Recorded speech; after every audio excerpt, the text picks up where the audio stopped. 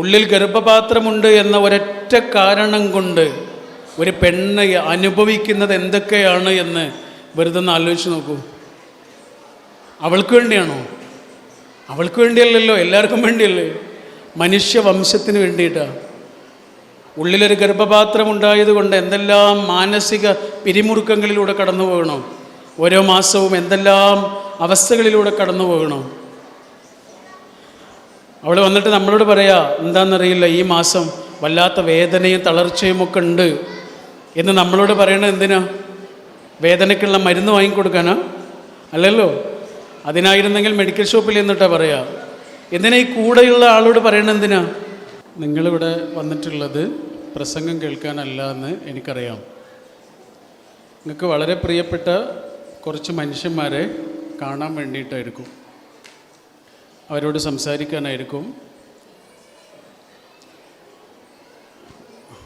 ഒരു തറവാട്ടിൽ നിന്ന് മാറി താമസിച്ച മക്കൾ അതേ തറവാട്ടിലേക്ക് തിരിച്ചു വരുന്ന ഒരു ഫീലായിരിക്കും ഇപ്പം നിങ്ങൾക്ക് ഉണ്ടാവുക. തറവാടുകൾ എപ്പോഴും നിറയെ ഓർമ്മകളാണ്.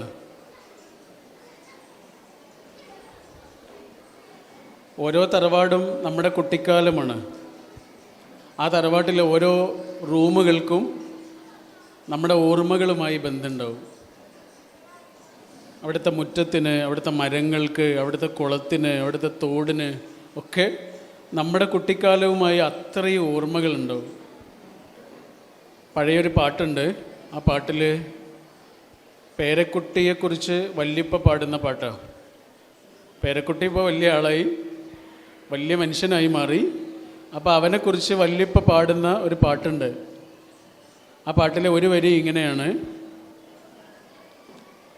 കിലുങ്ങുന്നിതറകൾ തോറും കിളിക്കൊഞ്ചലിൻ്റെ മണികൾ, മറന്നില്ല അങ്കണം നിൻ മലർപാദം പെയ്ത പുളകം. കിലുങ്ങുന്നിതറകൾ തോറും, നമ്മുടെ തറവാടിൻ്റെ ഓരോ അറകളിലും നീ സംസാരിക്കാൻ പഠിച്ചപ്പോൾ മുതലുള്ള നിൻ്റെ വാക്കുകൾ ഇപ്പോഴും അവിടെ കിടക്കുന്നുണ്ട്. നീ സംസാരിക്കാൻ പഠിച്ചു തുടങ്ങിയപ്പോൾ പറഞ്ഞ വാക്കുകൾ നമ്മുടെ തറവാടിൻ്റെ ഓരോ അറകളിലും ഇപ്പോഴും മുഴങ്ങുന്നുണ്ട്. രണ്ടാമത്തെ വരി: മറന്നില്ല അങ്കണം നിൻ മലർപാദം പെയ്ത പുളകം. നമ്മുടെ മുറ്റം, അങ്കണം എന്ന് പറഞ്ഞാൽ മുറ്റം, മറന്നില്ല, നമ്മുടെ മുറ്റം ഒരിക്കലും മറക്കൂല. എന്ത്? മലർപാദം പെയ്ത പുളകം. നടക്കാൻ പഠിച്ചത് മുതലുള്ള നിൻ്റെ ഓരോ കാൽപ്പാടുകളും, നിൻ്റെ ആ ചെറിയ കാലുകൊണ്ട് നീ ഇങ്ങനെ നടക്കാൻ പഠിച്ചത് മുതലുള്ള നിൻ്റെ ഓരോ കാലടിപ്പാടുകളും നമ്മുടെ മുറ്റത്ത് ഇപ്പോഴും ഉണ്ട്. അതിൻ്റെ പുളകമുണ്ട് എന്നാണ് പറയുന്നത്. അപ്പോൾ തറവാടുകൾ എന്ന് പറയുന്നത് നമ്മുടെ ഓർമ്മകളാണ്. ഇന്നിപ്പോൾ നിങ്ങളിവിടെ ഒരുമിച്ച് കൂടിയിട്ടുള്ളത് ഒരു ഓഡിറ്റോറിയത്തിലാണെങ്കിലും സത്യത്തിൽ നിങ്ങൾ അന്വേഷിച്ചു വന്നിട്ടുള്ളത് നിങ്ങളുടെ തറവാടിനെയാണ്. നിങ്ങൾ അന്വേഷിച്ചു വന്നിട്ടുള്ളത് നിങ്ങളുടെ ഓർമ്മകൾ നിറഞ്ഞു നിൽക്കുന്ന തറവാടിനെയാണ്. നമ്മുടെ പഴയ ഈ ഹൈന്ദവ തറവാടുകളുണ്ടല്ലോ, ആ തറവാടുകൾക്ക് സാധാരണ വീട് എന്നല്ല പറയാം, ഇല്ലം എന്ന് പറയും. അങ്ങനെ പല വീടുകളുണ്ട്. അതിൽപ്പെട്ട ഒരു പദമാണ്, അവർ പറഞ്ഞിരുന്നൊരു വാക്കാണ് മന എന്ന് പറയും. അല്ലേ? ഇവിടെയൊക്കെ ഉണ്ട് മന. നമ്മുടെ ചങ്ങനംകുളത്തു നിന്ന് അങ്ങോട്ട് പോകുന്നിടത്തൊക്കെ കുറേ മനകൾ കാണാം. മന എന്നാണ് പറയാം. മനക്കല വീട് എന്നൊക്കെ പറയില്ല, മന. മന എന്നുള്ള വാക്ക് ഒരു വല്ലാത്ത വാക്കാണ്. മന എന്ന് പറയുന്ന സംസ്കൃത വാക്കാണ് കേട്ടോ, മനസ്സല്ല അത്. മനസ്സിന് നമ്മൾ മന എന്ന് പറയാറുണ്ട്, മനക്കണക്ക് എന്നൊക്കെ പറയില്ലേ, ആ മനയല്ല ഇത്. ഈ മന വേറൊരു മനയാണ്. നിങ്ങൾ ശരിക്കും കേൾക്കണേ. മന എന്ന് പറഞ്ഞാൽ രണ്ട് വാക്കുകളാണ്.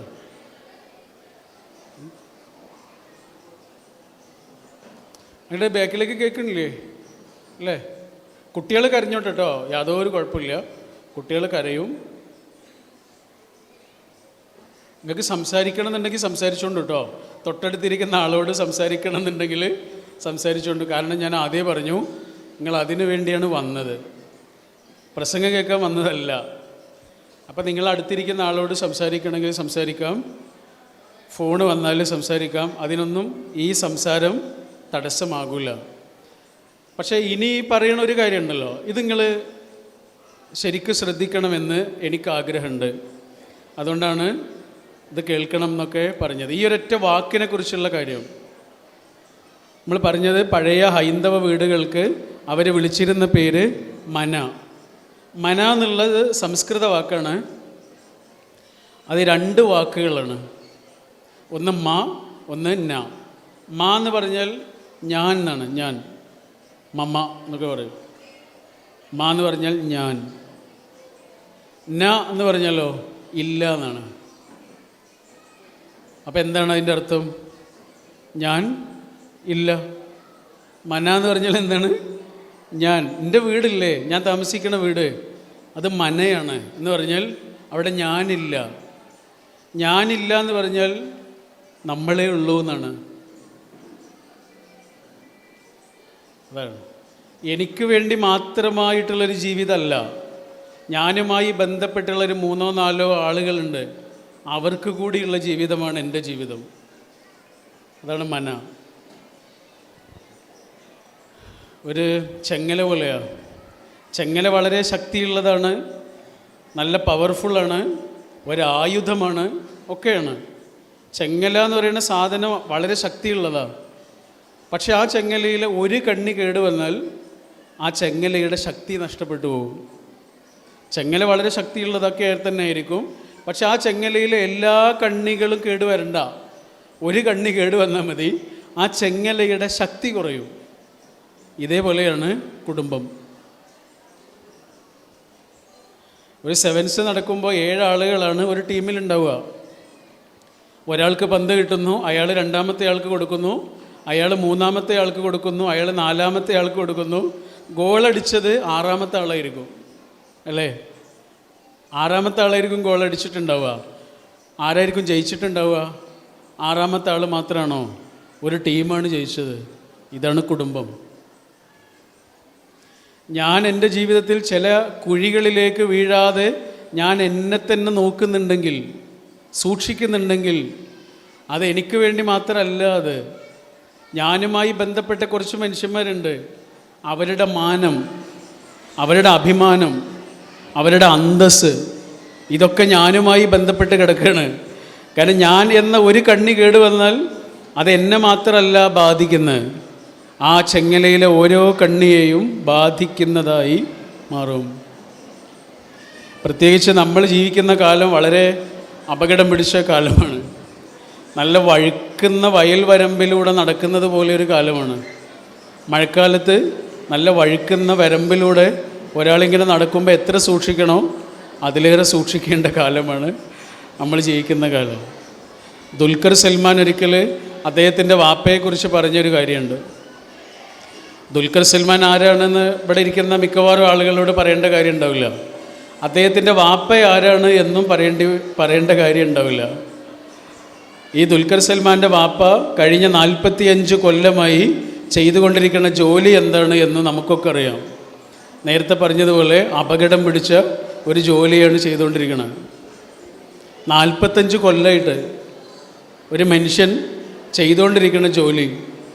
പക്ഷെ ആ വാപ്പയെക്കുറിച്ച് മകൻ പറഞ്ഞൊരു വാക്കുണ്ട്. അതെന്താണെന്നറിയോ? വേറെ ഒരാളുടെ മുന്നിൽ തലകുനിക്കേണ്ട ഒരു സാഹചര്യം എൻ്റെ വാപ്പ എനിക്ക് ഉണ്ടാക്കിയിട്ടില്ല. ചെറിയ വാക്കല്ലത്. എൻ്റെ ചങ്ങാതിമാരുടെ മുന്നിൽ, എൻ്റെ കുടുംബക്കാരുടെ മുന്നിൽ, എൻ്റെ നാട്ടുകാരുടെ മുന്നിൽ തലകുനിച്ച് നിൽക്കേണ്ട ഒരു സാഹചര്യം എൻ്റെ വാപ്പ എനിക്ക് ഉണ്ടാക്കിയിട്ടില്ല എന്നുള്ളതാണ് എൻ്റെ വാപ്പ എന്നോട് ചെയ്ത ഏറ്റവും വലിയ കാര്യം. നമ്മൾക്കാണ് മമ്മൂട്ടി, നാട് മുഴുവൻ അറിയുന്ന വലിയ കലാകാരനും വലിയ അവാർഡുകളൊക്കെ കിട്ടിയിട്ടുള്ള ആളാണ്. അതൊക്കെ നമ്മൾക്കാണ്. പക്ഷെ അയാളുടെ മകന്, അയാൾ മമ്മൂട്ടിയൊന്നുമല്ല, വാപ്പ മാത്രമാണ്. ആ വാപ്പയെക്കുറിച്ച് പറയാണ്, വാപ്പ വേറൊരാളുടെ മുന്നിൽ എനിക്ക് തലകുനിക്കേണ്ട ഒരു സാഹചര്യം ഉണ്ടാക്കിയിട്ടില്ല. ചെങ്ങല. ഒരു കണ്ണി കേടുവന്നാൽ ആ കേടുവന്ന കണ്ണിയെ മാത്രമല്ല അത് ബാധിക്കുന്നത്. അതാണ് വിശുദ്ധ ഖുർആനിൽ സൂറത്തുർ റൂമിൽ ഒരു വചനമുണ്ട്. സാധാരണ നമ്മൾ നിക്കാഹ് പ്രസംഗങ്ങളിലൊക്കെ കേൾക്കുന്ന ഒരു വാക്കായിരിക്കും. ഞാനതിൻ്റെ വിശദീകരണങ്ങളിലേക്കൊന്നും പോണില്ല. പക്ഷെ അതിൽ പഠിച്ചവൻ ഈ ഒരുമിച്ച് ജീവിക്കുന്ന മനുഷ്യന്മാരോട് പറയണ 3 കാര്യങ്ങളുണ്ട്. ഭാര്യ ഭർത്താവാകട്ടെ, മക്കൾ ഒരുമിച്ചുള്ള ജീവിതമാവട്ടെ, ഒരുമിച്ച് ജീവിക്കുന്ന മനുഷ്യന്മാരില്ലേ, അത് പറഞ്ഞ് ചങ്ങാതിമാരൊരുമിച്ച് ജീവിക്കുകയാണെങ്കിൽ പോലും, ഹോസ്റ്റലിലൊക്കെ ഒരുമിച്ച് ജീവിക്കുന്ന ആളുകൾക്ക് പോലും ഈ ആയത്ത് ഫിറ്റാണ്. ഒരുമിച്ച് ജീവിക്കുന്ന മുഴുവൻ മനുഷ്യന്മാർക്കും ഓർത്തു വെക്കാനുള്ള 3 കാര്യങ്ങൾ പഠിച്ചവൻ പറയുന്നുണ്ട്. അതെന്താണെന്നറിയോ? ആ വചനം ഇങ്ങനെയാണ്: അഊദു ബില്ലാഹി സമീഇൽ അലീം മിനശ് ശൈത്വാനിർ റജീം ബിസ്മില്ലാഹിർ റഹ്മാനിർ റഹീം വമിൻ ആയാതിഹി അൻ ഖലഖ ലക്കും മിൻ അൻഫുസിക്കും അസ്വാജാ ലിതസ്കുനു ഇലൈഹാ വജഅല ബൈനക്കും മവദ്ദതൻ വറഹ്മ. ഇങ്ങനെ പോവാട്ടോ. 3 കാര്യങ്ങളാണ്. ഒന്നാമത്തെ കാര്യം എന്താണെന്നറിയോ? ഒന്നാമത്തെ കാര്യം, നിങ്ങളുടെ ജീവിതത്തിലേക്ക് വന്നിട്ടുള്ള ഈ മനുഷ്യനുണ്ടല്ലോ, ഇണയായി, ഭാര്യയായി, അല്ലെങ്കിൽ ഭർത്താവായി, ആരായിട്ടും നിങ്ങളുടെ ജീവിതത്തിലേക്ക് വന്നിട്ടുള്ള ഈ മനുഷ്യനില്ലേ, അതാരാണെന്നറിയോ? അതൊരു മനുഷ്യനാണ്. വമിൻ ആയാത്തിഹി അൻ ഖലഖ ലക്കും മിൻ അംഫുസിക്കും. മിൻ അംഫുസിക്കും എന്ന് പറഞ്ഞുള്ള വാക്കിൻ്റെ അർത്ഥം എന്താണെന്നറിയോ? ഇതൊരു മനുഷ്യനാണ്. നിങ്ങളുടെ ജീവിതത്തിൽ നിങ്ങളുടെ കൂടെ ജീവിക്കുന്ന ആളില്ലേ, അതൊരു മനുഷ്യനാണ്, മലക്കല്ല, അതൊരു ശില്പമല്ല. ഓരോ സമയത്ത് ഓരോ സ്വഭാവം ഉണ്ടാവും. രാവിലെ കണ്ട ആളാവില്ല വൈകുന്നേരം, ഇന്നലെ കണ്ട ആളല്ല ഇന്ന്. മനുഷ്യർക്ക് അത്രയേറെ മാറ്റങ്ങൾ ഉണ്ടാവും. അതുകൊണ്ട് നിങ്ങളുടെ കൂടെ ജീവിക്കുന്ന ഈ ആളില്ലേ, അതൊരു മനുഷ്യനാണ് കേട്ടോ. ബൈബിളിൽ ഒരു കഥയുണ്ട്, നല്ല രസറിയ. ഒരു വലിയ രാജാവിൻ്റെ ശില്പം ഒരാൾ ഉണ്ടാക്കുകയാണ് കേട്ടോ. രാജാവിൻ്റെ ശില്പം. ആ ശില്പം ഉണ്ടാക്കുന്നത് ഇരുമ്പ് കൊണ്ടാണ്. ഓരോ അവയവവും ഉണ്ടാക്കുന്നത് ഇരുമ്പുണ്ട്. കണ്ണ്, മൂക്ക്, ചെവി, മുഖം, തല, അതൊക്കെ ഇരുമ്പ് കൊണ്ട് ഇങ്ങനെ ഉണ്ടാക്കി ഒരവയവം മാത്രം ഇരുമ്പ് കൊണ്ട് ഉണ്ടാക്കിയില്ല എന്ന് മാത്രമല്ല, കളിമണ്ണ് കൊണ്ടാണ് ഉണ്ടാക്കിയത്. ഒരവയവം മാത്രം കളിമണ്ണുണ്ട്. ഏതാണ് അവയവം എന്നറിയോ? കാൽപാദം. സത്യത്തിൽ കാൽപാദമല്ലേ ഇരുമ്പുകൊണ്ട് ഉണ്ടാക്കേണ്ടത്? കാരണം എല്ലാ ഭാരവും കാൽപാദത്തിനാണ് കിട്ടുക. അപ്പം കാൽപാദം ഇരുമ്പുകൊണ്ട് ഉണ്ടാക്കുന്നതിന് പകരം ബാക്കിയൊക്കെ ഇരുമ്പുകൊണ്ട് ഉണ്ടാക്കിയിട്ട് കാൽപാദം മാത്രം കളിമണ്ണുകൊണ്ട് ഉണ്ടാക്കി. കളിമണ്ണുണ്ട്. കളിമണ്ണിൻ്റെ പ്രത്യേകത എന്താ? എവിടെയെങ്കിലും തട്ടുമ്പോഴേക്കും മുറിഞ്ഞു പോകും അല്ലേ? എന്താ സംഭവം? ഇതെന്താ സംഭവം? എത്ര വലിയ മനുഷ്യനാണെങ്കിലും കേട്ടോ, എത്ര വലിയ മനുഷ്യനാണെങ്കിലും, എത്ര മഹാനായ മനുഷ്യനാണെങ്കിലും, എത്ര ഭക്തനായ മനുഷ്യനാണെങ്കിലും, മനുഷ്യനാണോ? ഒരു ചെറിയ കല്ലിൽ തട്ടുമ്പോഴേക്ക് പൊടിഞ്ഞു പോകുന്ന കളിമണ്ണ് പോലെയുള്ള കാൽപാദമാണ് മനുഷ്യനുള്ളത്. ചിലപ്പോൾ ചില പ്രലോഭനങ്ങളിലേക്ക് വീണുപോകും, ചിലപ്പോൾ ചില അബദ്ധങ്ങളിലേക്ക് വീണുപോകും, ചെയ്യാൻ പാടില്ലാത്ത കാര്യങ്ങൾ ചെയ്തു പോയി എന്ന് വരാം, ഒരിക്കലും സംഭവിക്കാൻ പാടില്ലാത്ത കാര്യങ്ങൾ സംഭവിച്ചു എന്ന് വരാം, അതിൻ്റെ കുറ്റബോധത്തോടെ നമ്മുടെ മുന്നിൽ വന്ന് നിന്നു എന്ന് വരാം, അങ്ങനെയൊക്കെ വരാം. കാരണം ഇത് മനുഷ്യനാണ്. മിൻ അംഫുസിക്കും, ഇത് മനുഷ്യനാണ്. ചെറിയ വാക്കല്ല അത്. നിങ്ങളുടെ ജീവിതത്തിലുള്ള ഈ ആളില്ലേ, നമ്മുടെ ജീവിതത്തിലുള്ള ഈ ആളില്ലേ, അതൊരു മനുഷ്യനാണ്. ഭാര്യയാവട്ടെ, ഭർത്താവാകട്ടെ, വാപ്പയാകട്ടെ, മകനാകട്ടെ, മരുമകനാകട്ടെ, മരുമകളാവട്ടെ, അതാരാണ്? അതൊരു മനുഷ്യനാണ്.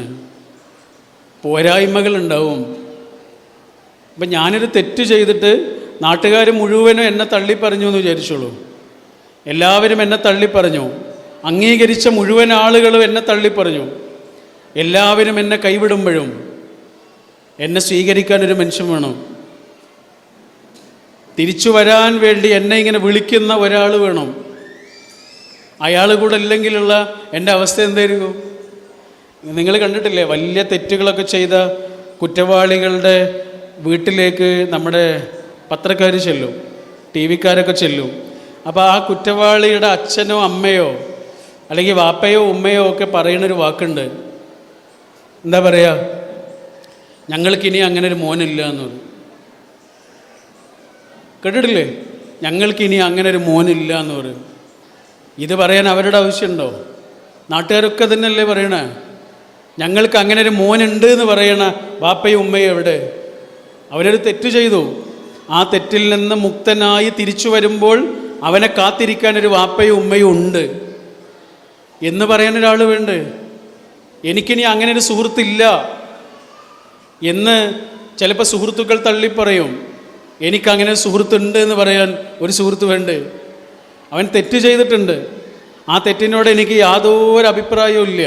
പക്ഷെ ആ തെറ്റിൽ നിന്ന് ശുദ്ധീകരിച്ച് തിരിച്ചു വരുമ്പോൾ അപ്പോഴും അവൻ എൻ്റെ ചങ്ങാതി തന്നെയാകും എന്ന് പറയാൻ ഒരാൾ വേണം.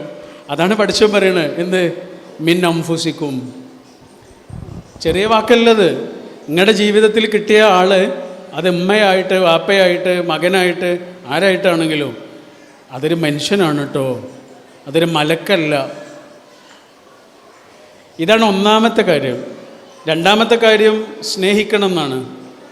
അത് പിന്നെ പ്രത്യേകിച്ച് പറയേണ്ട കാര്യമൊന്നുമില്ല. ഒരുമിച്ച് ജീവിക്കുന്ന ആളുകളോട് എന്തായാലും അത് പറയേണ്ട കാര്യമില്ല, അവർ സ്നേഹിക്കും. സ്നേഹത്തിൽ ചില വ്യത്യാസങ്ങളൊക്കെ ഉണ്ടാവും, ഏറ്റക്കുറച്ചിലുകളുണ്ടാവും, പക്ഷെ സ്നേഹിക്കും. പക്ഷേ പഠിച്ചവൻ മൂന്നാമതായി പറഞ്ഞൊരു കാര്യമുണ്ട്. അതെന്താണെന്നറിയോ? നിങ്ങൾ കാരുണ്യം കാണിക്കണം പരസ്പരം. അത് സ്നേഹമല്ല. സ്നേഹം നമ്മൾക്ക് എപ്പോഴും വേണമെന്നില്ല, 24 മണിക്കൂറും വേണമെന്നില്ല. പക്ഷേ കാരുണ്യം അങ്ങനെയല്ല, 24 മണിക്കൂറും വേണം. കാരണം നമ്മളൊരു മനുഷ്യനാണ്. മനുഷ്യൻ എന്നുള്ള അവസ്ഥകളിലൂടെ ഇങ്ങനെ കടന്നു പോകുമ്പോൾ നമ്മുടെ കൂടെയുള്ള മനുഷ്യനിൽ നിന്ന് നമുക്ക് കരുണ കിട്ടിയേ തീരൂ, കാരുണ്യം ഉണ്ടായേ തീരൂ, നമ്മളെ മനസ്സിലാക്കിയേ തീരൂ. സഹീർ എന്ന് പറഞ്ഞൊരു പുസ്തകമുണ്ട്, വളരെ ഫേമസ് ആയൊരു പുസ്തകമാണ്. ബ്രസീലിലെ ഒരു വലിയ എഴുത്തുകാരനുണ്ട്, പൗലോ കൊയ്ലോ എന്നാണ് അദ്ദേഹത്തിൻ്റെ പേര്. അദ്ദേഹം എഴുതിയൊരു പുസ്തകമാണ്. അതിലൊരു ഭാര്യയുടെയും ഭർത്താവിൻ്റെയും കഥയാണ്. ഈ ഭാര്യ പത്രപ്രവർത്തകയാണ്. അങ്ങനെ അഫ്ഗാനിസ്ഥാനിൽ യുദ്ധം നടക്കുന്ന സമയത്ത് ആ യുദ്ധം റിപ്പോർട്ട് ചെയ്യാൻ വേണ്ടിയിട്ട് പോയതാണ് ഈ ഭാര്യ. പക്ഷെ അവർ തിരിച്ചു വരുന്നില്ല. ദിവസങ്ങൾ കഴിഞ്ഞു, മാസങ്ങൾ കഴിഞ്ഞു, ആൾ തിരിച്ചു വരുന്നില്ല, ആളെ കാണാനില്ല. അപ്പോൾ ആ ഭാര്യയെ അന്വേഷിച്ച് ഭർത്താവ് പുറപ്പെടുകയാണ്, ഭാര്യയെ തെരഞ്ഞു പോവാണ്. എത്ര തെരഞ്ഞിട്ടും ആളെ കിട്ടുന്നില്ല. അവസാനം കസാക്കിസ്ഥാനിലെ ഒരു മരുഭൂമിയിലിരുന്നിട്ട് അദ്ദേഹം ഉറക്കെ വിളിച്ചു പറയുന്നൊരു വാക്കുണ്ട്. ആ ഭർത്താവ് ഉറക്കെ വിളിച്ചു പറയുന്ന ഒരു വാക്ക് ഉണ്ട്. അതിങ്ങനെയാണ്, എസ്തർ എന്നാണ് ഭാര്യയുടെ പേര്. എൻ്റെ എസ്തർ, നീ എവിടെ പോയാലും ഞാൻ നിന്നെ തെരഞ്ഞു വരും, ഞാൻ നിന്നെ നഷ്ടപ്പെടാൻ സമ്മതിക്കില്ല. കാരണം എനിക്ക് നിന്നെ വേണം. എടോ, എനിക്ക് നിന്നെ വേണം. അതിൻ്റെ കാരണം എന്താണെന്നറിയോ? ലോകത്തെന്നെ ഏറ്റവും കൂടുതൽ സ്നേഹിച്ചത് നീ ആയതുകൊണ്ടല്ല, അതുകൊണ്ടല്ല. ലോകത്തെന്നെ ഏറ്റവും കൂടുതൽ മനസ്സിലാക്കിയത് നീ ആയതുകൊണ്ട്. നിന്നെപ്പോലെ എന്നെ മനസ്സിലാക്കിയ വേറൊരാളില്ല, അതുകൊണ്ട് എനിക്ക് നിന്നെ വേണം എന്ന് പറയുന്നുണ്ട്. കാരുണ്യം എന്ന് പറഞ്ഞാൽ എന്താണെന്നറിയോ? ശരിക്കും പറഞ്ഞാൽ ഒരാളെ മനസ്സിലാക്കലാണ്. നമ്മളെ കാരുണ്യത്തിന് അറബിയിൽ എന്താ പറയുക? റഹ്മത്ത് എന്നല്ലേ പറയാ, അല്ലേ? റഹ്മ. ഈ റഹ്മ എന്നുള്ള വാക്കിന് കാരുണ്യം എന്ന് മാത്രമല്ല അർത്ഥമുള്ളത്, വേറൊരു അർത്ഥം കൂടിയുണ്ട്. കേട്ടിട്ടുണ്ടോ അത്? ഗർഭപാത്രം, അല്ലേ? ഗർഭപാത്രം എന്നൊരർത്ഥം കൂടിയുണ്ട്. സിലത്തുർ റഹ്മ എന്നൊക്കെ പറയും. ഗർഭപാത്രം. കാരുണ്യം എന്ന അർത്ഥം കിട്ടുന്ന അതേ വാക്കിൻ്റെ മറ്റൊരർത്ഥമാണ് ഗർഭപാത്രം. എന്തെങ്കിലും ബന്ധമുണ്ടോ അത്? ഒരു വാക്കിന് രണ്ടർത്ഥം, കാരുണ്യം, ഗർഭപാത്രം. ഇത് തമ്മിൽ എന്തെങ്കിലും ഒരു ബന്ധമുണ്ടോ? ചെറിയൊരു ബന്ധമുണ്ട്. എന്താണെന്നറിയോ? നമുക്ക് തോന്നിയതാണ് കേട്ടോ, അങ്ങനെ ഉണ്ടോയെന്നൊന്നും അറിയില്ല. ചെറിയൊരു ബന്ധമുണ്ട്. അതെന്താണെന്നറിയോ? ഈ ഗർഭപാത്രം എന്ന് പറയുന്നത് ഒരു പെൺകുട്ടി ജനിക്കുന്നത് മുതൽ അവളുടെ ശരീരത്തിന് അകത്തുള്ള ഒരു ചെറിയ പാത്രമാണ്. ആകെ അതിൻ്റെ വലുപ്പം 3-4 സെൻറ്റിമീറ്ററാണ്. 3-4 സെൻറ്റിമീറ്റർ മാത്രം വലുപ്പമുള്ള ഒരു ചെറിയ പാത്രമാണ്. ഈ പാത്രമാണ് 3-4 കിലോ വലുപ്പമുള്ള ഒരു കുട്ടിക്ക് വേണ്ടി സ്വയം വലുതാകുന്നത്. കാരുണ്യം എന്ന് പറഞ്ഞാൽ എന്താ? ഒരാളെ മനസ്സ് വലുതാകലാണ്. അല്ലാതെ ഒന്നുമല്ലാതെ ഒരാളെ മനസ്സ് വലുതാകലാണ്. അതുകൊണ്ടാണ് ലോകത്തിന് മുഴുവനും കാരുണ്യമായി ഇറക്കിയ ഹബീബായ റസൂൽ സല്ലല്ലാഹു അലൈഹി വസല്ലമയെ കുറിച്ച് പഠിച്ചോൻ പറഞ്ഞത് അലം നഷ്റഹ് ലക സദ്റക്. എൻ്റെ റസൂലേ, ഞാൻ നിങ്ങൾക്ക് നിങ്ങളുടെ മനസ്സ് വലുതാക്കി തന്നില്ലേ? മനസ്സ് വലുതാകാത്ത ഒരാൾക്ക് മനുഷ്യന്മാർക്ക് മാപ്പ് കൊടുക്കാൻ കഴിയില്ല. അതാണ്, ചെറിയ മനുഷ്യന്മാർക്ക് മാപ്പ് കൊടുക്കാൻ കഴിയില്ല. മാപ്പ് കൊടുക്കാനേ വലിയ മനുഷ്യന്മാരാവണം. ചെറിയ മനുഷ്യന്മാരെന്താ പറയുകയെന്നറിയോ? ഞാൻ മരിച്ചാലും മറക്കില്ല എന്നാണ് പറയുക. വലിയ മനുഷ്യന്മാർ അതൊക്കെ വിട്ടുകളയും. മിക്കവാറും നമ്മുടെ ജീവിതത്തിൽ നമുക്കൊരു സങ്കടം കിട്ടിയിട്ടുണ്ടാവുക നമ്മുടെ കുടുംബത്തിലെ ഒരാളുടെ അടുത്തു നിന്നായിരിക്കും. മിക്കവാറും മനുഷ്യന്മാർക്ക് അത് നമ്മുടെ ഒരു സങ്കടമാണ്. മിക്കവാറും ആളുകളുടെ ജീവിതത്തിലൊരു വലിയ വിഷമം, അല്ലെങ്കിൽ വലിയ ഒരു പറ്റിക്കൽ, വലിയ ഒരു ചെറുപ്പകാലത്തെ ദുരന്തമോ ഉള്ളൊരു ഓർമ്മ, പ്രയാസപ്പെടുത്തുന്നൊരു ഓർമ്മയൊക്കെ കിട്ടിയിട്ടുണ്ടാവുക കുടുംബത്തിൽ നിന്ന് തന്നെ ആയിരിക്കും. അതിൻ്റെ ഒരു കാരണം നമ്മൾ ഏറ്റവും കൂടുതൽ ബന്ധപ്പെടുന്നത് കുടുംബത്തിലുള്ള ആളുകളോടാണല്ലോ. അതുകൊണ്ടായിരിക്കാം. എനിക്കൊക്കെ ഉണ്ട് അങ്ങനെ. നമ്മൾ മറക്കൂല അത്. ഈ കുട്ടിക്കാലത്ത് കിട്ടിയൊരു സങ്കടം നമുക്ക് മറക്കൂലല്ലോ. ഇപ്പം കിട്ടുന്ന സങ്കടം ചിലപ്പോൾ നമ്മൾ മറക്കും. കുട്ടിക്കാലത്ത് കിട്ടുന്ന സങ്കടങ്ങൾ മറക്കൂല. ഒരു ചെറിയ പുളിഞ്ചെടി ഇങ്ങനെ വളർന്നു വരുമ്പോൾ ഒരു മൊട്ടുസൂചി കൊണ്ടൊരു കുത്തു കൊടുത്ത് നോക്കൂ. പുളിമരമായാലും ആ കുത്ത് അവിടെ തന്നെ ഉണ്ടാവും അല്ലേ? എന്നാൽ പുളിമരമായതിനു ശേഷം മുട്ടുസൂചി കൊണ്ട് കുത്തി നോക്കൂ, അതിനൊന്നും പറ്റില്ല. 41 വയസ്സുണ്ട് നിങ്ങളോട് സംസാരിക്കുന്ന ഈ ആൾക്ക്. 41 വയസ്സുള്ള എന്നെ നിങ്ങളിവിടെ വെച്ച് അപമാനിച്ചു നോക്കൂ, എന്നെ അത് ബാധിക്കൂല. പക്ഷെ 4 വയസ്സുള്ളൊരു കുട്ടിയെ നിങ്ങൾ അപമാനിച്ചു നോക്കൂ, 40 വയസ്സായാലും ആ ഓർമ്മയെക്കുറിച്ച് പറയും, കരയും. മിക്കവാറും നമ്മുടെ ജീവിതത്തിൽ അങ്ങനെ ഒരു ഓർമ്മ തന്നിട്ടുണ്ടാവുക നമ്മുടെ ബന്ധുക്കളിലോ കുടുംബത്തിലോ ഒക്കെ പെട്ട ഒരാളിൽ നിന്നാവാം. സാധ്യത ഉണ്ട്. അങ്ങനെ ഉണ്ടെങ്കിൽ നമ്മൾ ഓർക്കേണ്ട ഒരു കാര്യമുണ്ട്. അതെന്താണെന്നറിയോ? നമുക്കെല്ലാവർക്കും പ്രിയപ്പെട്ട ഒരു പ്രവാചകനാണല്ലോ യൂസുഫ് നബി അലൈഹിസ്സലാം. യൂസുഫ് നബിയുടെ ജീവിതത്തിലെ ഏറ്റവും വലിയ സങ്കടം കൊടുത്തതാരാ? ഇക്കാക്കമാരാ ആണല്ലോ. ബാപ്പയ്ക്ക് യൂസുഫിനോടൊരു പ്രത്യേകമായ സ്നേഹമുണ്ട് എന്ന് തോന്നിയ ജ്യേഷ്ഠന്മാർ ചെയ്തത് യൂസുഫിനെ കൊണ്ടുപോയിട്ട് ഒരു പൊട്ടക്കിണറ്റിലേക്ക് എറിഞ്ഞു. ആരും ഉപയോഗിക്കാത്ത ഒരു കിണറ്റിൽ കൊണ്ടുപോയി എറിഞ്ഞു. എന്തിനാ എറിഞ്ഞത്? ആരെങ്കിലും വന്ന് രക്ഷപ്പെടുത്തുമെന്ന് വിചാരിച്ചിട്ടാ? ആണോ? കൊല്ലാനായിരുന്നു. രക്ഷപ്പെടുത്തിയത് പടച്ചോൻ്റെ പ്ലാനാണ്. അതാ, വല്ലാത്തൊരു പ്ലാനല്ലേ അത്. കാരണം മലഞ്ചെരുവിലെ ഒരു കുടിലിൽ ജീവിച്ച യൂസുഫ് നബി പിന്നെ എത്തുന്നത് എവിടെയാ? ഈജിപ്തിലെ കൊട്ടാരത്തിലാണ്. ആണല്ലോ അല്ലേ? ഈജിപ്തിലെ കൊട്ടാരത്തിൽ ജീവിച്ച മൂസാ നബി എത്തുന്നതോ മലഞ്ചെരുവിലെ ഒരു ചെറിയ കുടിലിൽ. ഇതാണ് പടച്ചോൻ്റെ പ്ലാന്. നമ്മളെ ഒന്നും ആർക്കും തകർക്കാൻ കഴിയില്ല. അത് പടച്ചോൻ വിചാരിക്കണം, എന്നാലേ തകർക്കാൻ കഴിയുള്ളൂ. അതിനുള്ള സാക്ഷ്യമാണ് യൂസുഫ് നബിയുടെ ചരിത്രം. പൊട്ടക്കിണറ്റിലേക്ക് കൊല്ലാനെറിഞ്ഞ കുട്ടിയെയാണ് ഈജിപ്തിലെ ധനകാര്യമന്ത്രിയാക്കി പടച്ചോൻ മാറ്റിയത്. അതാണ് പടച്ചോൻ്റെ പ്ലാന്. ശരി, അങ്ങനെ ആ കുട്ടി വലിയ ധനകാര്യമന്ത്രിയാകുന്നു, വലിയ ആളാകുന്നു, കല്യാണം കഴിക്കുന്നു, ഒരു കുട്ടി ഉണ്ടാവുന്നു. യൂസുഫ് നബിക്ക് ഒരു കുട്ടി ഉണ്ടാവുന്നു. ഒരു ആൺകുട്ടിയാണ് ഉണ്ടായത്. ആ ആൺകുട്ടിക്ക് യൂസുഫ് നബി കൊടുത്ത പേരെന്താണെന്നറിയോ? കുട്ടിക്കിട്ട പേരെന്താണെന്നറിയോ? മനാസേഹ് എന്നാണ്. മനാസേഹ്. മനാസേഹ് എന്ന് പറഞ്ഞാലുള്ള അർത്ഥം എന്താണെന്നറിയോ? സാരല്ല പോട്ടെ, എല്ലാം മറക്കുക എന്നാണ്. എന്തിനായിരിക്കും അങ്ങനെ ഒരു പേരിട്ടത്? എന്തിനായിരിക്കും അങ്ങനെ ഒരു പേരിട്ടത്? ഒരുപക്ഷെ ഈ കുട്ടി വലിയ കുട്ടിയാകുമ്പോൾ നാട്ടുകാരൊക്കെ വന്നിട്ട് ഈ കുട്ടിയോട് പറഞ്ഞേക്കാം, എന്ത്, എടാ നിൻ്റെ മൂത്താപ്പന്മാരെ നിനക്കറിയോ?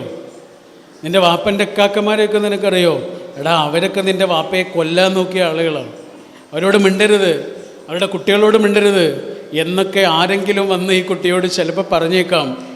അങ്ങനെ ആ കഥ, പഴയ കഥ ആരെങ്കിലും ഈ കുട്ടിയോട് വന്ന് പറഞ്ഞാൽ ഈ കുട്ടി അതിന് കൊടുക്കേണ്ട ഒരു മറുപടിയുണ്ട്. ആ മറുപടിയാണ് കുട്ടിയുടെ പേര് സാരല്ല പോട്ടെ. രണ്ട് ചങ്ങാതിമാർ ഇങ്ങനെ നടന്നു പോവുക, യാത്ര പോവുക. അങ്ങനെ യാത്ര പോകുന്നതിനിടയിൽ അവരുടെ ഇടയിൽ എന്തോ ഒരു ചെറിയ പ്രശ്നമുണ്ടായി. ഒരാൾ മറ്റേയാളെ അടിച്ചു. അടി കിട്ടിയിട്ടും ഇയാൾ തിരിച്ച് ഒന്നും ചെയ്തില്ല. ഇയാളിങ്ങനെ താഴെ ഇരുന്നിട്ട്, കേട്ടണോ ഈ കഥ? കേട്ടിട്ടുണ്ടോ? അടി കിട്ടി. അങ്ങനെ അടി കിട്ടിയപ്പോൾ അയാൾ എന്താ ചെയ്തതെന്നറിയോ? താഴെ ഇരുന്നിട്ട് മണലിൽ എഴുതി വെച്ചു, എന്ത്, ഇവിടെ വെച്ച് എൻ്റെ ചങ്ങാതി എന്നെ അടിച്ചു. മണലിൽ. യാത്ര പിന്നെയും തുടർന്ന് പിറ്റേ ദിവസം അവരൊരു പുഴ കടന്നു പോവാം. എന്നാലും അടി കൊണ്ട ആളില്ലേ, അയാൾ പുഴയിൽ വീണു ഒലിച്ചു പോവുക. അപ്പം അയാൾ മറ്റേ ആളില്ലേ, അടിച്ച ആൾ പുഴയിലേക്ക് ചാടിയിട്ട് രക്ഷിച്ചു. അപ്പോൾ ഈ രക്ഷപ്പെട്ട ആൾ പുഴയിൽ നിന്ന് കയറി വന്നിട്ട് ആദ്യം ചെയ്തത് എന്താണെന്നറിയോ? അയാളുടെ ഒരു ബാഗുണ്ട്, ആ ബാഗിൽ കത്തിയുണ്ട്. ആ കത്തി എടുത്തിട്ട് അവിടെയുള്ള പാറയിൽ എഴുതി വെച്ചു. പാറയിൽ ഇങ്ങനെ കഷ്ടപ്പെട്ട് എഴുതി വെച്ചു, എന്ത്, ഇവിടെ വെച്ച് എൻ്റെ ചങ്ങാതി എൻ്റെ ജീവൻ രക്ഷിച്ചു. അപ്പം മറ്റേയാൾ ചോദിച്ചു, അതെന്താ അങ്ങനെ? ഇന്നലെ ഞാൻ നിന്നെ അടിച്ചപ്പോൾ നീ മണലിലാണല്ലോ എഴുതിയത്, ഇന്ന് ഞാൻ നിന്നെ ജീവൻ രക്ഷിച്ചപ്പോൾ നീ പാറയിലാണല്ലോ എഴുതിയത്, അതെന്തുകൊണ്ടാണ്? അപ്പോൾ അവൻ പറഞ്ഞു, അതങ്ങനെയാ, അങ്ങനെ മതി. നമ്മൾ തമ്മിൽ അടി കൂടിയിട്ടൊക്കെ ഉണ്ടാവും, വഴക്ക് കൂടിയിട്ടൊക്കെ ഉണ്ടാവും, അത് മണലിൽ എഴുതിയാൽ മതി. മണലിൽ എഴുതിയുള്ള പ്രത്യേകത എന്താ? ഒരു കാറ്റ് വന്ന് അതിനെ മറിച്ചു കളയും.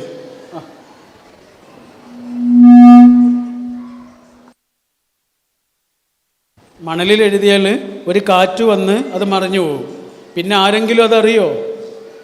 നമ്മൾ അടി കൂടിയത് ആരും അറിയണ്ട, നമ്മുടെ മക്കളൊന്നും അറിയണ്ട, നമ്മുടെ പേരക്കുട്ടികളൊന്നും അറിയണ്ട, ആരും അറിയണ്ട. പക്ഷെ നമ്മൾ സ്നേഹിച്ചത് അങ്ങനെയല്ല. നമ്മൾ സ്നേഹിച്ചത് എല്ലാവരും അറിയണം, അത് പാറയിൽ എഴുതി വെക്കണം.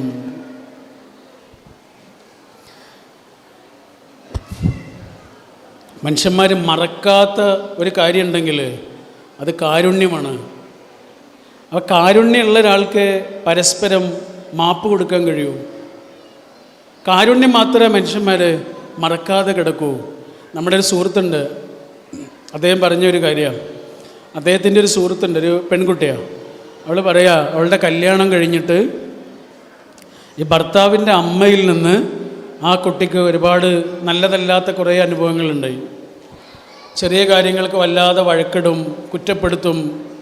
അങ്ങനെ ഒരു അമ്മ, ഭർത്താവിൻ്റെ അമ്മ ഈ കുട്ടിയെ വല്ലാതെ വേദനിപ്പിച്ചു.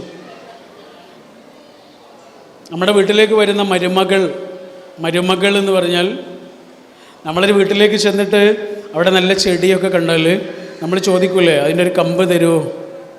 ചോദിക്കൂലേ, ഇതിൻ്റെ ഒരു കമ്പ് തരുമോ? അങ്ങനെ ഒരു കമ്പ് തന്നാൽ നമ്മൾ എന്ത് ചെയ്യും? ആ കമ്പം കൊണ്ടുവന്ന് നമ്മുടെ വീട്ടിൽ കുത്തിയിട്ട് നമ്മൾ പിന്നെയും അതിനെ സംരക്ഷിക്കും. അതിന് വെള്ളം കൊടുക്കും, വളം കൊടുക്കും, അതിന് വേര് പിടിക്കാൻ ആവശ്യമുള്ളതൊക്കെ ചെയ്തു കൊടുക്കും. എന്നാലേ വേര് പിടിക്കുള്ളൂ. ഇതേപോലെയാണ് മരുമകൾ. നമ്മുടെ അയൽപ്പക്കത്ത് നിന്ന് കൊണ്ടുവന്ന് കുത്തിയ ഒരു ചെടി പോലെയല്ല നമ്മുടെ വീട്ടിൽ വളർന്ന ഒരു മരം. രണ്ടും വ്യത്യാസം ഉണ്ടാവും. വീട്ടിൽ വളർന്ന മരം പോലെയല്ല അയൽപ്പക്കത്ത് നിന്ന് കൊണ്ടുവന്ന് കുത്തിയ ചെടി, അതിന് വേര് പിടിക്കാനുള്ളൊരു സമയം വേണം. അതുകൊണ്ടാണ് ഈ മരുമകൾ പറയാ, അമ്മയിൽ നിന്ന് കുറേ സങ്കടം ഉണ്ടായി, അമ്മ വേദനിപ്പിക്കുന്ന കുറേ അനുഭവങ്ങളുണ്ടായി. അങ്ങനെ കുറേ കാലം കഴിഞ്ഞു. ഇവള് പറയാം, ഇവള് ഗർഭിണിയായി.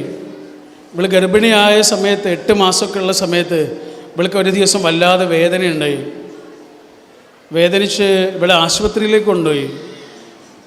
മരുന്നൊക്കെ കഴിച്ച് തിരിച്ചു വന്ന് ഇവള് കിടന്ന് ഉറങ്ങിപ്പോയി. ഉറങ്ങിപ്പോയി കുറച്ച് കഴിഞ്ഞപ്പോൾ എന്തോ ഒരു ആളെ ഇങ്ങനെ തൊടുന്നത് പോലെ തോന്നി. അപ്പോൾ അവൾ മെല്ലെ കണ്ണ് തുറന്ന് നോക്കുമ്പോൾ അമ്മ, ഈ അമ്മ. അവൾ പറയാ, ഞാൻ അങ്ങനെ തന്നെ കിടന്നു. കാരണം അമ്മയിൽ നിന്ന് ഒരു കാരുണ്യമുള്ള ഒരു അനുഭവം ആദ്യമായിട്ടാണ്. അതുകൊണ്ട് ഞാൻ അങ്ങനെ തന്നെ കുറേ സമയം കിടന്നു. കുറച്ച് കാലം കഴിഞ്ഞ് അമ്മ മരിച്ചു. അമ്മ മരിച്ചതിന് ശേഷമാണ് അവളിത് പറയണത്. അമ്മ എന്നെ കുറേ വേദനിപ്പിച്ചിട്ടൊക്കെ ഉണ്ട്, പക്ഷെ അമ്മ എന്ന് പറഞ്ഞാൽ എൻ്റെ മനസ്സിൽ ഇപ്പോൾ ആദ്യം ഓടി വരുന്നത് ആ വേദനിപ്പിച്ച കാര്യങ്ങളൊന്നുമല്ല, ആ പാതിരാത്രിയിലെ തലോടലാണ്. വേദനിപ്പിച്ച അനുഭവങ്ങളൊക്കെ മാഞ്ഞു പോവുകയും ഒരു പാതിരാത്രിയിലെ തലോടൽ മാത്രം ബാക്കിയാവുകയും ചെയ്യുന്നു. ഇതാണ് റഹ്മ, കാരുണ്യം. മനുഷ്യന്മാരത് മറക്കില്ല. ഇപ്പം ഇവിടെ ഇരിക്കുന്ന കുറേ പുരുഷന്മാരുണ്ടല്ലോ, സ്റ്റേജിലും സദസ്സിലുമായിട്ട്. നിങ്ങൾ ഇരിക്കുന്ന ഓരോ പുരുഷൻ്റെ അടുത്തും ചെന്നിട്ട് വെറുതെ ഇങ്ങനെ ചോദിച്ചു നോക്കൂ, ഇപ്പോൾ മനസ്സിനെ അലട്ടുന്ന പ്രശ്നം എന്താണ്? മിക്കവാറും ആൾക്കാർക്ക് ഇപ്പോൾ അലട്ടുന്നൊരു പ്രശ്നം ഉണ്ടാവും. ഇന്നോ നാളെയൊക്കെ ആയിട്ട് പരിഹരിക്കേണ്ട ഒരു പ്രശ്നമുണ്ട്. അതെന്താണ് എന്ന് വെറുതെ ഇങ്ങനെ ചോദിച്ചു നോക്കൂ. മിക്കവാറും ആൾക്കാർക്ക് അങ്ങനെയൊന്നും ഉണ്ടാവും. മിക്കവാറും ആ പ്രശ്നം അവരുടേതാവില്ല, അവരുടെ എന്തെങ്കിലും ആവില്ല. ഒന്നെങ്കിൽ പെങ്ങളുടേതായിരിക്കും, അല്ലെങ്കിൽ അളിയൻ്റേതായിരിക്കും, അല്ലെങ്കിൽ അനുജൻ്റേതായിരിക്കും, അല്ലെങ്കിൽ അമ്മായിൻ്റെ കുട്ടിയുടേതായിരിക്കും, അല്ലെങ്കിൽ അമ്മാവൻ്റെ മോൻ്റേതായിരിക്കും, ആരുടെയെങ്കിലുമൊക്കെ ആയിരിക്കും. എന്നാൽ ഇതൊക്കെ ആരോടെങ്കിലും പറയോ? മിക്കവാറും അത് പറയൂല. അതിങ്ങനെ ഉള്ളിൽ ഒതുക്കി ഒതുക്കി ഒതുക്കി ആ പ്രശ്നത്തിൽ ഇങ്ങനെ ഉരുകി ഉരുകി ജീവിക്കും. പുരുഷൻ്റെ ഒരു രീതി അങ്ങനെയാണ്. പ്രശ്നങ്ങൾ ഒരാളോടും പറയൂല, പക്ഷേ മുഖത്തുണ്ടാവും, കണ്ണിലുണ്ടാവും, സംസാരത്തിലുണ്ടാവും, പെരുമാറ്റത്തിലുണ്ടാവും, വാക്കുകൊണ്ട് പറയൂല. ആ പെരുമാറ്റത്തിൽ നിന്നത് വായിച്ചെടുക്കാൻ കഴിയുന്ന ഒരാൾ കൂടെ ഉണ്ടെങ്കിൽ ആ പുരുഷൻ അനുഭവിക്കുന്ന ഒരു ശക്തിയുണ്ട്. അപ്പോൾ ഇവിടെ കുറേ സ്ത്രീകൾ ഇരിക്കുന്നു. ഒരു സ്ത്രീ എന്ന് പറഞ്ഞാൽ ഉള്ളിൽ ഗർഭപാത്രമുള്ള ആളാണ്, അല്ലേ? ഉള്ളിൽ ഗർഭപാത്രമുള്ള ആളാണ്. ഒരു 13-14 വയസ്സ് മുതൽ ഒരു 50-55 വയസ്സ് വരെ ഉള്ളിൽ ഗർഭപാത്രമുണ്ട് എന്ന ഒരൊറ്റ കാരണം കൊണ്ട് ഒരു പെണ്ണ് അനുഭവിക്കുന്നത് എന്തൊക്കെയാണ് എന്ന് വെറുതെ ഒന്ന് ആലോചിച്ച് നോക്കൂ. അവൾക്ക് വേണ്ടിയാണോ? അവൾക്ക് വേണ്ടിയല്ലല്ലോ, എല്ലാവർക്കും വേണ്ടിയല്ലേ? മനുഷ്യവംശത്തിന് വേണ്ടിയിട്ടാണ്. ഉള്ളിലൊരു ഗർഭപാത്രം ഉണ്ടായതുകൊണ്ട് എന്തെല്ലാം മാനസിക പിരിമുറുക്കങ്ങളിലൂടെ കടന്നു പോകണം. ഓരോ മാസവും എന്തെല്ലാം അവസ്ഥകളിലൂടെ കടന്നു പോകണം. അവൾ വന്നിട്ട് നമ്മളോട് പറയാ, എന്താണെന്നറിയില്ല, ഈ മാസം വല്ലാത്ത വേദനയും തളർച്ചയും ഒക്കെ ഉണ്ട് എന്ന് നമ്മളോട് പറയണത് എന്തിനാ? വേദനയ്ക്കുള്ള മരുന്ന് വാങ്ങിക്കൊടുക്കാനാ? അല്ലല്ലോ. അതിനായിരുന്നെങ്കിൽ മെഡിക്കൽ ഷോപ്പിൽ എന്നിട്ടാ പറയാ. എന്തിനാ ഈ കൂടെയുള്ള ആളോട് പറയണത്? എന്തിനാ? ഇന്നലെ പെരുമാറിയതുപോലെ ഇന്ന് എന്നോട് പെരുമാറരുത് കേട്ടോ. ഇന്നലെ പറഞ്ഞതുപോലത്തെ വാക്ക് ഇനി പറയരുത്, എനിക്കത് താങ്ങാൻ കഴിയില്ല എന്ന് അയാൾ പറയാതെ പറയുന്നുണ്ട്. അപ്പോൾ ഏതൊരു മനുഷ്യനും, ഇപ്പം നമ്മുടെ കൂടെ ജീവിക്കുന്ന ടീനേജ് പ്രായത്തിലുള്ളൊരു കുട്ടിയെക്കുറിച്ച് ആലോചിച്ച് നോക്കൂ. ഈ ടീനേജിലെത്തുമ്പോഴാണ് മാറ്റങ്ങൾ ഉണ്ടാവുക, ആൺകുട്ടിക്കും പെൺകുട്ടിക്കും. ഇപ്പോൾ സാധാരണ കൗൺസിലർമാരുടെയൊക്കെ അടുത്ത് വന്നിട്ട് വാപ്പന്മാരും ഉമ്മമാരും പറയും, 7ാം ക്ലാസ് കഴിഞ്ഞതോടുകൂടി അവൻ്റെ സ്വഭാവമൊക്കെ മാറി, അവൻ്റെ പെരുമാറ്റമൊക്കെ മാറി, അവൻ ഒറ്റയ്ക്ക് ഇരിക്കാൻ തുടങ്ങി, അവൻ്റെ അനിയത്തിയോട് ചൂടാവാൻ തുടങ്ങി, അവന് അവൻ്റെ പെരുമാറ്റമൊക്കെ മാറി, ഞങ്ങളോട് അധികം സംസാരിക്കാതെയായി, ഇങ്ങനെയൊക്കെ പറയില്ലേ? എന്താണ് ആ കുട്ടിക്ക് സംഭവിച്ചത്? അവൻ അങ്ങനെ ഉണ്ടാക്കുന്നതല്ല, അവനങ്ങനെ ആകുന്നതല്ല, അവൻ്റെ ഉള്ളിൽ ചില മാറ്റങ്ങൾ നടക്കുന്നുണ്ട്. അതുകൊണ്ടാണ് നമ്മുടെ ഒരിക്കലൊരു കോഴ്സിന് വേണ്ടിയിട്ട് കോഴിക്കോട് പോയിരുന്നു, കുറച്ച് മുമ്പാണ്. അപ്പോൾ ആ കോഴ്സിന് വലിയൊരു പോലീസ് ഓഫീസർ ആ കോഴ്സിലുണ്ടായിരുന്നു. അതായത് റിട്ടയർഡ് ചെയ്തതാണ്. അപ്പോൾ റിട്ടയർഡല്ല, അയാൾ ലീവ് എടുത്തതാണ്. ലീവിൽ നിൽക്കുന്നൊരു പോലീസ് ഓഫീസർ ആ കോഴ്സിലുണ്ടായിരുന്നു. അങ്ങനെ കോഴ്സ് കഴിഞ്ഞിട്ട് ഞങ്ങൾ തിരിച്ചു പോകുമ്പോൾ ആ കോഴ്സിനെ കുറിച്ചുള്ള അഭിപ്രായം ചോദിച്ചപ്പോൾ ഈ പോലീസ് ഓഫീസർ പറഞ്ഞ എന്താണെന്നറിയോ? അദ്ദേഹം പറയാം, എനിക്ക് 18 വയസ്സുള്ളൊരു മോനുണ്ട്. ആ മോൻ്റെ പെരുമാറ്റത്തിൽ ഒരുപാട് കുഴപ്പങ്ങളുണ്ട്. ആ പഴയ ആളല്ല, അവനാകെ മാറിയിട്ടുണ്ട്. അവൻ്റെ പെരുമാറ്റ രീതികളൊക്കെ മാറിയിട്ടുണ്ട്. അതുകൊണ്ട് അവനെ ഒന്ന് നന്നാക്കാൻ വേണ്ടിയിട്ടാണ് ഞാൻ ഈ കോഴ്സിൽ വന്ന് ചേർന്നത്. എൻ്റെ മോനെ ഒന്ന് നന്നാക്കാൻ വേണ്ടിയിട്ടാണ് ഞാൻ ഈ കോഴ്സ് എടുത്തത് എന്ന് പറഞ്ഞു. 6 മാസത്തെ കോഴ്സാണ്. ആ കോഴ്സ് കഴിഞ്ഞ് പോകുമ്പോൾ അദ്ദേഹം പറയണത് എന്താണെന്നറിയോ? എനിക്കൊരു കാര്യം മനസ്സിലായി, നന്നാക്കേണ്ടത് എൻ്റെ മകനെ അല്ല, എൻ്റെ മകനെ നന്നാക്കല്ല വേണ്ടത്, ഞാൻ അവനെ മനസ്സിലാക്കുകയാണ് വേണ്ടത് എന്ന് എനിക്കിപ്പോൾ മനസ്സിലായി. പണ്ട് ഞാൻ അവനോട് എപ്പോഴും ദേഷ്യപ്പെടുന്നൊരു വാപ്പയായിരുന്നു. അവൻ ടി വി കാണുമ്പോൾ ദേഷ്യപ്പെടും, അവൻ കളിക്കാൻ പോയ ദേഷ്യപ്പെടും. ഓരോ സമയത്ത് അവനോട് ദേഷ്യമായിരുന്നു. അവൻ്റെ ചങ്ങാതിമാർ വീട്ടിൽ വരുന്നതൊന്നും എനിക്കിഷ്ടമായിരുന്നില്ല. അപ്പം ഞാൻ മാറി. അവൻ ടി വി കാണുമ്പോൾ ഞാൻ അവൻ്റെ കൂടെ ഇരുന്ന് കളി കാണും. അവൻ്റെ ചങ്ങാതിമാർ വരുമ്പോൾ അവരുടെ കൂടെ ഇരുന്ന് സംസാരിക്കും. അവൻ കളിക്കാൻ പോകുന്നിടത്ത് അവൻ്റെ കളി കാണാൻ പോവും. ഞങ്ങൾ ഒരുമിച്ച് ബൈക്കിൽ പോവും. വല്ല മത്സരങ്ങളുണ്ടെങ്കിൽ കളി ടി വിയിൽ ഞങ്ങൾ ഒരുമിച്ചിരുന്ന് കാണും. അപ്പം ഞാൻ മാറി. എൻ്റെ മകനെ എനിക്ക് മനസ്സിലായി. ടീനേജ് പ്രായത്തിലെത്തിയൊരു കുട്ടി ആഗ്രഹിക്കുന്നത് ആ കുട്ടിയെ മനസ്സിലാക്കുന്ന മനുഷ്യരെയാണ്. ഒരു പുരുഷൻ, ഒരു സ്ത്രീ, ആരാവട്ടെ, അവരുടെ ജീവിതത്തിൽ ഞാൻ നിങ്ങളൊക്കെ ആഗ്രഹിക്കുന്നത് ഈ പറഞ്ഞ 3ാമത്തെ കാര്യമാണ്. അതെന്താണ്? റഹ്മ, കാരുണ്യം. 2 മനുഷ്യന്മാരിങ്ങനെ ഒട്ടിച്ചു നിർത്തുന്ന പശയാണ് ആ പറഞ്ഞ കാരുണ്യം. പടച്ചോൻ മനുഷ്യന്മാർ ഒരുമിച്ച് ജീവിക്കുമ്പോൾ ആവശ്യമുള്ള 3 കാര്യങ്ങളെക്കുറിച്ച് പറഞ്ഞില്ലേ? ഈ 3 കാര്യങ്ങൾ മാത്രമാണ് എനിക്ക് നിങ്ങളോട് ഈ സമയത്ത് പങ്കുവെക്കാനുള്ളത്. നിങ്ങളുടെ ഈ പരിപാടിയിൽ പങ്കെടുക്കാൻ കഴിഞ്ഞതിലുള്ള സന്തോഷം രേഖപ്പെടുത്തിക്കൊണ്ട് ഞാൻ എൻ്റെ വാക്കുകൾ അവസാനിപ്പിക്കുമ്പോൾ മലയാളത്തിലെ വളരെ പ്രിയപ്പെട്ട ഒരു കവി ഉണ്ടായിരുന്നു. അദ്ദേഹത്തിൻ്റെ പേര് കടമ്മനിട്ട എന്നാണ്. കടമ്മനിട്ട രാമകൃഷ്ണൻ. അദ്ദേഹത്തിൻ്റെ ഒരു വരിയുണ്ട്, ഒരു കവിതയുണ്ട്. ആ കവിത ഇങ്ങനെയാണ്: നിങ്ങളോർക്കുക നിങ്ങളെങ്ങനെ നിങ്ങളായെന്ന്. ഇത്രയേ ഉള്ളൂ. നിങ്ങളോർക്കുക നിങ്ങളെങ്ങനെ നിങ്ങളായെന്ന്. നമ്മളോർക്കുക നമ്മളെങ്ങനെ നമ്മളായെന്ന്. Thank you. അസ്സലാമു അലൈക്കും.